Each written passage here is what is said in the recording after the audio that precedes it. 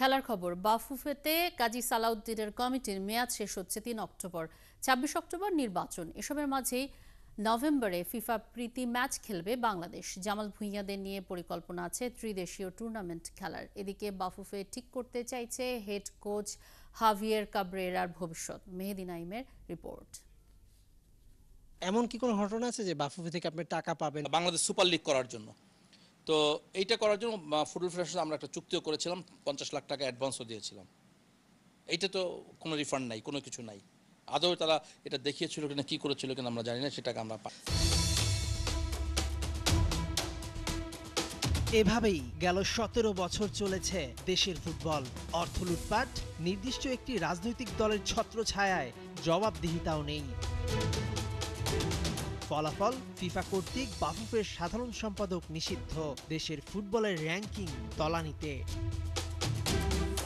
৩ October শেষ হচ্ছে বাফুফেতে কাজী সালাউদ্দিন অধ্যায়। ২৬ অক্টোবর বাফুফে নির্বাচন, সেখানে যে জিতবে সেই আগামী ৪ বছর চালাবে ফুটবল ফেডারেশন। কাজী সালাউদ্দিন আবারও নির্বাচনে দাঁড়ানোর ঘোষণা দিয়েছেন।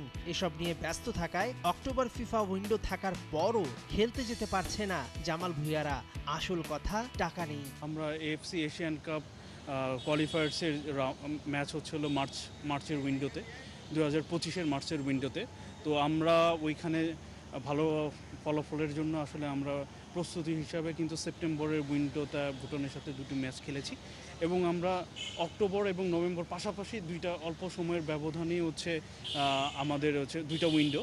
সো বাট আমরা যেহেতু নির্বাচন, আমরা আগে থেকেই একটা শিডিউল ছিল যে আমরা নভেম্বর উইন্ডোটাকে ইউজ করব। তবে ঠিকই নভেম্বরে ফিফা প্রীতি ম্যাচ খেলবে হাভিয়ের কাবরেরার শিষ্যরা। কেননা ভুটানের বিপক্ষে 1 জয় আর 1 হারে পয়েন্ট টেবিলে খুব বেশি উন্নতি হয়নি।